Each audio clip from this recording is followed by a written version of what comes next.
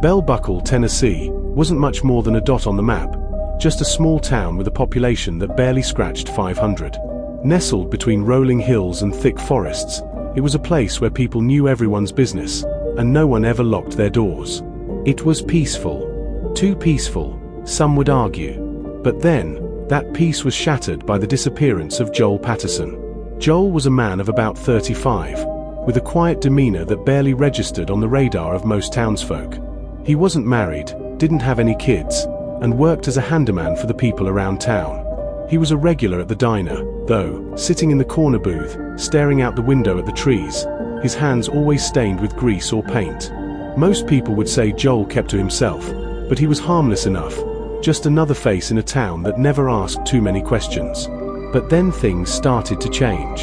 A few weeks before Joel disappeared, people began to notice that he wasn't quite the same.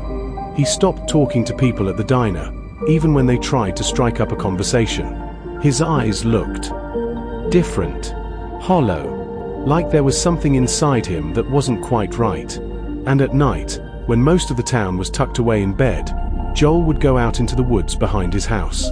At first, people thought he was just taking long walks, maybe trying to clear his head.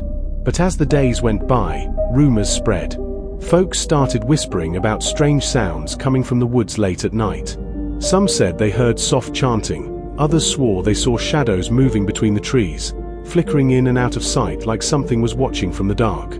But no one had proof. No one could say for sure. Then, one night, Joel didn't come home. The town didn't think much of it at first. After all, Joel had always been a bit of a loner. But when the next day came, and he still hadn't returned, concern began to creep in. His truck was parked in the driveway, the door to his small, weathered house left ajar. The air was thick with the smell of damp earth and something else, something metallic, like old blood. The sheriff, a man by the name of Bill Conway, was the first to investigate. He entered Joel's house cautiously, the floor creaking under his weight. The place was a mess, furniture overturned, papers scattered across the floor, and a collection of broken tools that looked like they had been thrown in anger. But what caught Bill's attention was the attic. The door was ajar, but unlike the rest of the house, it was eerily quiet up there. No dust. No signs of disarray. Bill climbed the narrow stairs, his flashlight cutting through the gloom. At the top of the stairs was a small, circular window that let in a sliver of light. In the center of the room, there was an old, wooden chair, facing the window. And tied to that chair, his hands bound with thick, rough rope, was Joel Paterson. His face was pale, his eyes wide open but unseeing, glazed over as if he had been in a trance for days. But what was truly horrifying wasn't just his appearance, it was the markings on the floor around him.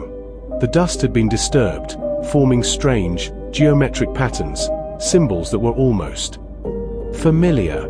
But Bill couldn't place them. They were old, ancient, like something out of a nightmare. Joel was alive, but barely. When Bill tried to approach, Joel let out a low, guttural sound, something between a growl and a cry. His mouth opened wide, but no words came out. Just a sound that made Bill's blood run cold. "Joel!" Bill called, kneeling beside him. Joel's head jerked to the side, his eyes locking onto Bill's with a sudden, disturbing clarity.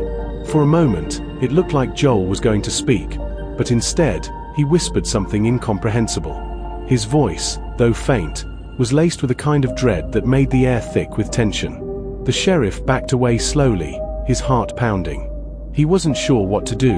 What could anyone do? Joel was still breathing, still alive, but there was something wrong with him. Something that couldn't be explained. And then, just as suddenly as it had all started, Joel went limp, his head lolling to the side as if the life had been drained from him. Bill checked for a pulse. There was none. Confused and shaken, Bill rushed out of the attic, calling for backup. But when the other deputies arrived, there was no sign of Joel. The chair was still there, the ropes still frayed where they had been cut, but the man himself was gone. Vanished without a trace. Weeks went by, and the search for Joel turned into a cold case.